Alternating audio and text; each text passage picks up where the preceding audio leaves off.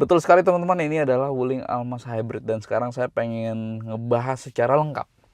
Kira-kira gimana rasa berkendaranya, performanya sebagus apa dan apa saja fiturnya. Kita mulai sekarang. Oke.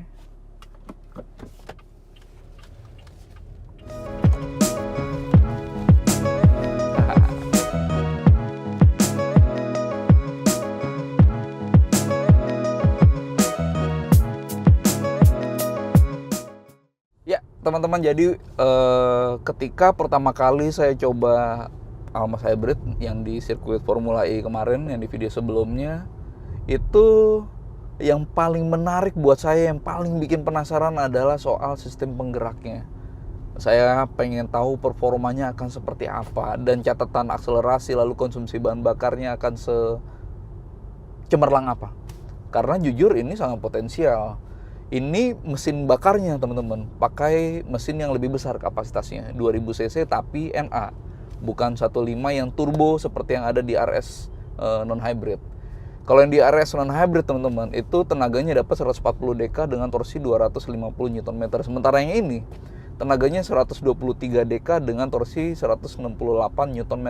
Betul sekali, secara output dari mesin bakarnya aja itu inferior, 123 168. Sementara kalau yang 1.5 turbo itu 140 250. Tapi ini hybrid.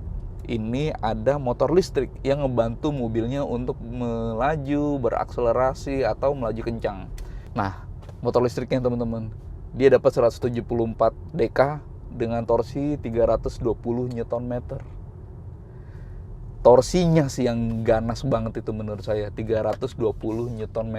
Artinya ketika itu dikombinasikan, dia bisa memberikan output yang menurut saya sangat cekatan. Itu ngebuat lajunya itu sangat enteng di kecepatan berapapun.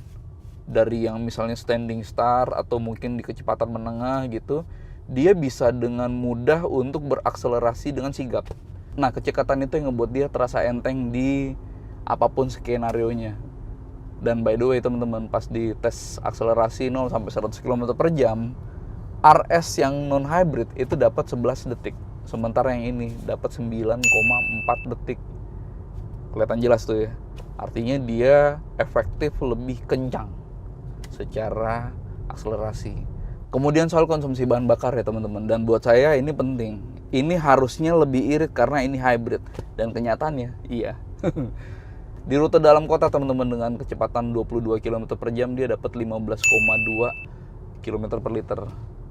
15,2 km per liter. Lalu di rute tolnya dia dapat 14,9 km per liter untuk kecepatan tinggi yang konstan 90 km per jam average speed.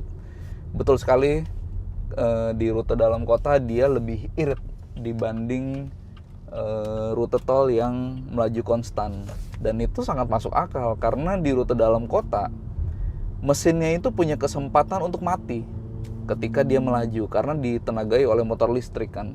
Dan ketika mesin mati artinya ya supply bensin off, lalu kemudian bensin konsumsi bahan bakar secara kilometer per liter akan lebih irit gitu. Jadi kesempatan mobil dijalankan oleh hanya motor listrik itu ngebuat suplai bahan bakar yang off, lalu kemudian konsumsinya jadi lebih irit dibanding rute tol.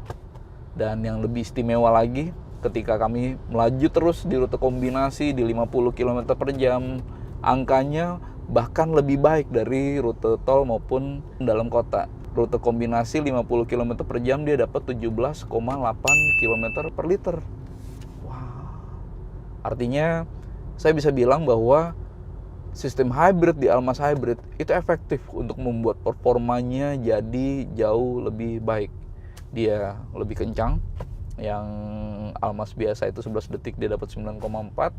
Sementara yang di konsumsi bahan bakar di semua rentang dia lebih irit. Mantap.